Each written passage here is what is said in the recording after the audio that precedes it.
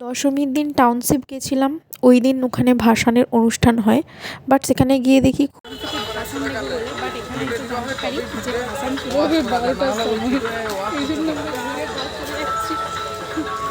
খুবই দুঃখিত। তাই ওখানকার কয়েকটা প্যান্ডেল আমরা হপিং করতে বেরিয়েছিলাম। তারপর দেখলাম যে কিছু কিছু ঠাকুর ডুবিয়েছে, আবার কিছু কিছু ঠাকুর ডোবায়নি। তবে এই ঠাকুরটা ছিল টাউনশিপেই। খুব সুন্দর কারুকার্য করেছে, দেখো একদম ঘন্টা ঝুলিয়ে দিয়েছে চারিদিকে। তারপর তো লাইটিং খুব সুন্দর দিয়েছে, দেখো তোমরা। আর প্রতিমার বিষয়ে কোনো কথাই হবে না, দেখো খুবই সুন্দর প্রতিমার মুখটা, দারুণ। তারপর আমরা একটু বিরিয়ানি খেয়েছিলাম। বিরিয়ানি খেয়ে বাড়ির পথে রওনা দিতে যাব।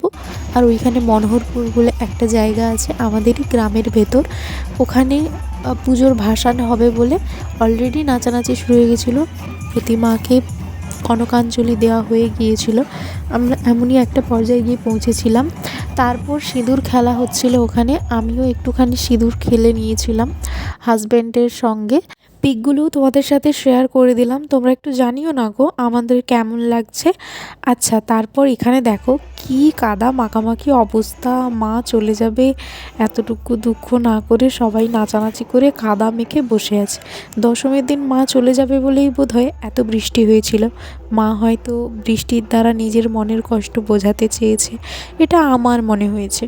তোমাদের কার কী মনে হয়েছে একটু আমায় জানিও। আমার মতো কার কার একই মনের ভাবনা ছিল সেটাও আমায় জানিও।